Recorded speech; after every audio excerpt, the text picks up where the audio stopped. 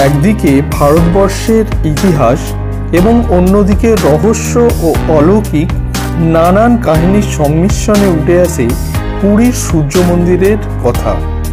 হ্যাঁ, এটি হলো পুরীর কোণারকের সূর্য মন্দির।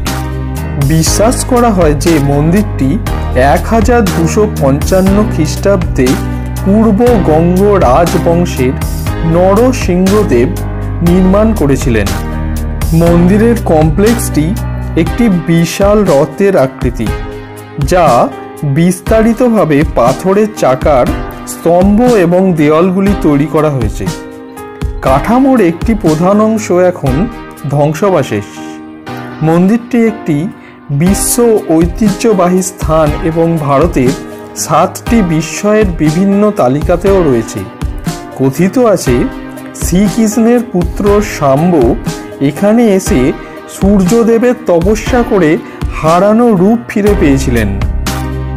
পুরী শহর থেকে 35 কিলোমিটার এবং ভুবনেশ্বর থেকে 65 কিলোমিটার দূরে এই কোণার্ক অবস্থিত।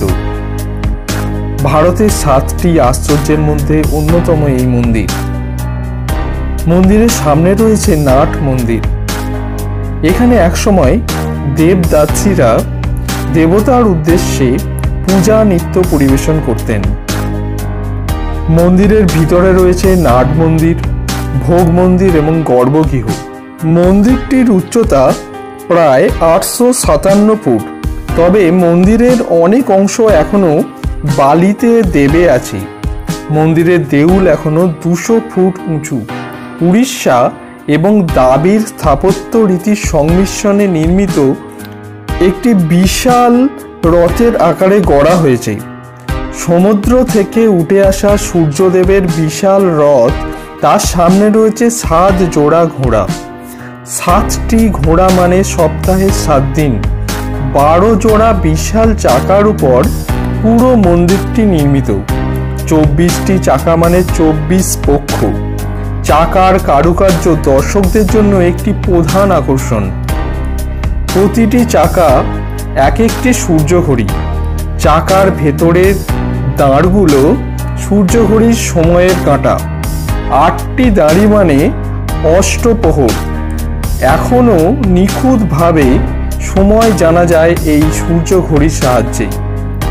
মন্দিরের প্রবেশ পথে রয়েছে বিশাল 2টি সিংহের মূর্তি, যারা লড়াই করছে 2টি রণহস্তির সঙ্গে।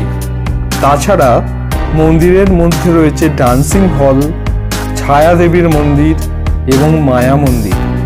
প্রতি বছরই ডিসেম্বর মাসে এই মন্দিরের প্রাঙ্গণে বসে ডান্স ফেস্টিভ্যাল। এই ডান্স ফেস্টিভ্যাল দেখতে বহু দূর দূরান্ত থেকে নিত্যপ্রেমী মানুষেরা ছুটে আসে। রাতের অন্ধকারে সূর্য মন্দিরের রূপ দেখতে খুবই ভালো লাগবে। রাতের অন্ধকারে এই কোণার্ক মন্দিরের রূপ দেখে প্রাণ জুড়িয়ে যাবে।